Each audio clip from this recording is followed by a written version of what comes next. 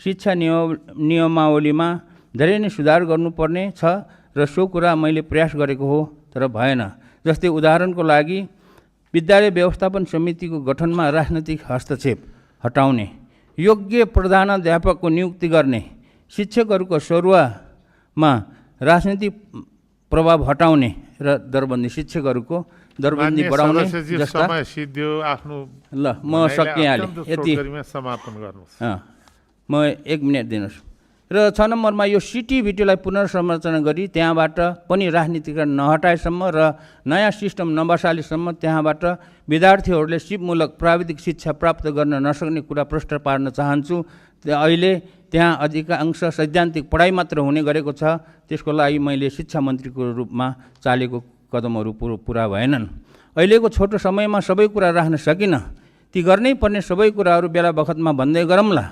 अन्तमा राष्ट्रिय स्वतन्त्र पार्टीका सम्पूर्ण युवा भाइ बहिनीहरूलाई नेपालको इतिहासबाट एउटा अत्यन्तै महत्त्वपूर्ण पाठ सिक्नुहोस् भन्ने अनुरोध गर्न चाहन्छु।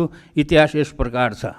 नेपालीहरूलाई राजनीतिक स्वतन्त्र दिलाई नेपाललाई विश्वमा चिनिने गरेर एउटा समृद्धिशाली देश बनाउनको लागि विक्रम सम्वत 2070 सालको क्रान्ति, 2015 सालको संसदीय निर्वाचन, 2046 सालको वृहत जनआन्दोलन र 2063 सालको दोस्रो आन्दोलन शहीद मधेस आन्दोलन भएको थियो।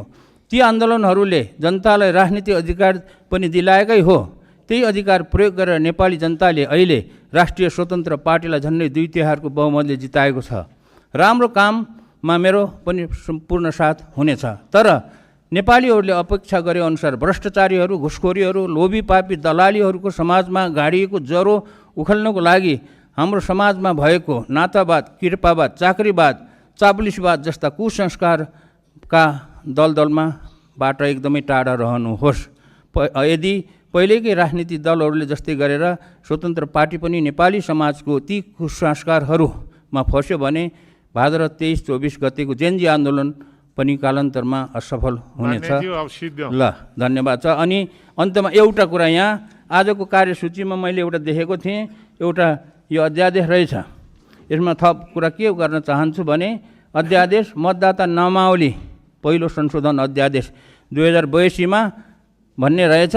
त्यसमा चाहिँ म के भन्न चाहन्छु भने अब आउने 2084 को प्रदेश र स्थानीय सरकारको चुनावमा विदेशमा काम गर्ने सम्पूर्ण वैधानिक नेपाली नागरिकहरूले पनि भोट दिन पाउने व्यवस्था होस् भन्ने कुराको अनुरोध गर्न चाहन्छु। किनभने यो कुरा मैले गत फागुन 21 गतेको चुनावमा पनि व्यवस्था होस् भनेर म आफू मन्त्री हुँदाखेरि पटक पटक प्रयास गरेको हो। त्यो हुन सकेन। र धन्यवाद।